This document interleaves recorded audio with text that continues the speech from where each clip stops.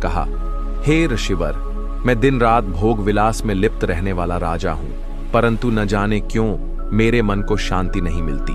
कृपया मुझे इस दुख से मुक्त होने का उपाय बताइए। आर्ष्य अत्रि कुछ क्षण चुप रहे, फिर बोले, हे राजन, तुम्हारी समस्या का समाधान केवल एक ही है। तुम्हें ब्रह्म मुहूर्त में जागने और साधना करने का अभ्यास करना होगा। यही वह समय है जब परमात्मा स्वयं अपनी दिव्य ऊर्जा इस संसार में प्रसारित करते हैं। जो इस समय का लाभ उठाता है वह अपने समस्त पापों से मुक्त होकर मोक्ष के मार्ग पर बढ़ता है।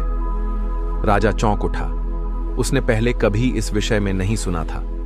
उसने पूछा, हे ऋषिवर, क्या मात्र ब्रह्म मुहूर्त में जागने से मेरी समस्या का समाधान हो सकता है?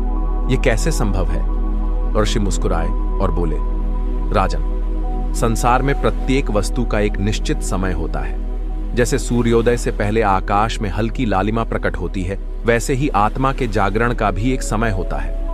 यदि तुम इस समय में जागकर साधना करोगे तो तुम्हारे समस्त मानसिक क्लेश समाप्त हो जाएंगे। किंतु ध्यान रहे, केवल जागना ही पर्याप्त नहीं। तुम्हें इस समय में ध्यान, मंत्र जाप और आत्मचिंतन करना होगा। राजा ने निर्णय लिया कि वह अगली ही सुबह ब्रह्म मुहूर्त में उठेगा और आर्ष्य के बताए मार्ग का अनुसरण करेगा। अगली भोर जब पूरा महल गहरी नींद में था, राजा चंद्रकेतु अपनी शैया से उठा। उसने देखा कि आकाश में हल्की चांदनी फैली थी और ठंडी हवा बह रही थी। उसने गंगा जल से स्नान किया और ध्यान करने बैठ गया। पहले कुछ मिनटों तक उसका मन इधर उधर भटकता रहा। कभी उसे राज्य की चिंताएं सताने लगीं तो कभी नींद का प्रभाव हावी हो गया, परंतु वह हार मानने वालों में से नहीं था। उसने आर्षि अत्रि द्वारा बताए गए एक विशेष मंत्र का जाप किया। ओम नमो भगवते वासुदेवाय नमः। कुछ ही क्षणों में उसके भीतर एक दिव्य शांति का अनुभव होने लगा।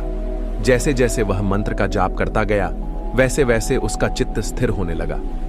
जब वह ध्यान से उठा तो उसने अनुभव किया कि उसका मन पहले से अधिक हल्का और शांत था।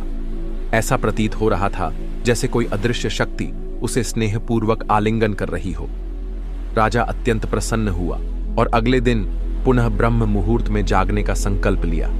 उसने आर्षि अत्रि को अपने अनुभव के बारे में बताया। आर्षि मुस्कुराए और बोले, राजन, यह तो बस प्रारंभ है। यदि तुम इसी प्रकार निरंतर ब्रह्म मुहूर्त में जाग कर साधना करते रहोगे तो कुछ ही समय में तुम्हें दिव्य रहस्यों की अनुभूति होने लगेगी।